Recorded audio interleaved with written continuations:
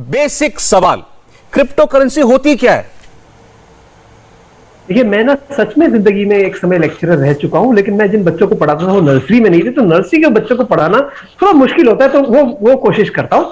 देखिए, जैसे इंटरनेट एक नेटवर्क होता है, उस नेटवर्क को कौन चलाता है? बहुत सारे कंपनीज होते हैं जो इंटरनेट सर्विस प्रोवाइड करते हैं, केबल्स ले करते हैं, एंटीना लगाते हैं वगैरह। ऐसे ही एक प्रकार का नेटवर्क होता है, आप उसे कह सकते हैं, जो जिसे ब्लॉकचेन कहते हैं। एक प्रकार का ब्लॉकचेन नहीं होता, अनेक प्रकार के ब्लॉकचेन होते हैं। मगर ये जो ब्लॉकचेन चलाते हैं, ये सारे लोग, आप मैं मिलकर बिल्कुल लोकतांत्रिक जनतांत्रिक तरीके से चलाते हैं। हम अपने कंप्यूटर यूज करते हैं, सॉफ्टवेयर यूज करते हैं, बिजली का खर्चा करते हैं, और ये सारे इंफ्रास्ट्रक्चर प्रोवाइड करने के लिए हमें एक टोकन ऑफ एप्रिसिएशन दिया जाता है। इस टोकन के अनेक नाम होते हैं, एक नाम होता है बिटकॉइन। अब ये बिटकॉइन बनता ऐसे है, इसकी कीमत कैसे आती है वो बाजार डिसाइड करता है। अगर बाजार का इसकी कोई कीमत नहीं है तो कोई कीमत नहीं है, मगर बाजार इस समय कह रहा है क्योंकि ये ब्लॉकचेन नामक नेटवर्क को चलाता है तो इसकी तो कीमत बहुत ज्यादा होनी चाहिए।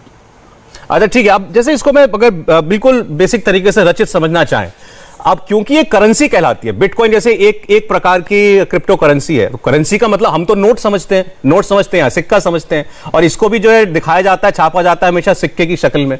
तो ये कोई फिजिकल सिक्का है, कोई फिजिकल टेंडरिंग के लिए, लेन देन करने के लिए, बाजार में चलाने के लिए, जो मैं किसी को दे सकता हूं या ले सकता हूं? सौरभ जी, ये एक तरीके का डिजिटल सिक्का है। आप इसको डिजिटल करेंसी या डिजिटल सिक्का मानिए। अब ये जब करेंसी आई तो स्टार्टिंग में आपने देखा होगा, जो बायर था और जो सेलर थे वो लिमिटेड थे और रेट भी इसका कम था। But over a period of time हुआ क्या, बिकॉज सबको पता है ये करेंसी का एक लिमिटेड नंबर ऑफ टोकन है जितने जनरेट हो सकते हैं, तो इसकी डिमांड बढ़ते चले गई। जब डिमांड बढ़ते चले गई, ऑटोमेटिकली बायर्स ने प्राइस भी बढ़ा दिए। बेसिकली क्यों? क्योंकि ये करेंसी जो है ये एडॉप्ट होने लग गई काफी सारे जगहों पे। यूएस से स्टार्ट हुई थी, अब ये काफी सारी कंट्रीज तो बोल रही है कि हम लेन देन ही बिटकॉइन से करेंगे। हाल ही में किसी की न्यूज आई थी कि उसने अपना घर खरीदा है दुबई में यूजिंग बिटकॉइन। तो इस वजह से इसको हम डिजिटल करेंसी मान सकते हैं। डिजिटल करेंसी भी ऐसी करेंसी जो सबसे पहले इन्फ्लेशन को ऑटोमेटिकली हेज कर रही है।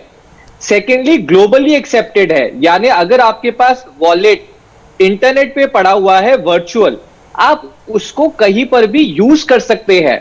थर्डली, इंस्टेंटली यूज कर सकते हैं, आपको किसी गवर्नमेंट की परमिशन लेने की जरूरत नहीं है क्योंकि वर्चुअल है। यानी आज की डेट में इंडिया की गवर्नमेंट भी यही कह रही है कि ये करेंसी के अंदर 6 लाख करोड़ रुपए का निवेश तो आ चुका है, बट ये करेंसी को रेगुलेट कौन करेगा? ये पैसा जो लोग अपना निवेश करे जा रहे हैं उस पर कंट्रोल किसी का नहीं है। ये सेकेंड्स में ट्रेड होता है, एक तरफ बायर है, एक तरफ सेलर है। जैसा अजीत जी ने कहा कि बाजार रेट डिफाइन कर रहा है, कल को बाजार हो सकता है और महंगा कर दे इसे, या हो सकता है बिल्कुल ही बोल दे कि वैल्यू नहीं है। ठीक है। इंडिया टीवी हर वक्त हर जगह डाउनलोड करने के लिए सर्च करें India TV news Google play store या ऐप स्टोर पर।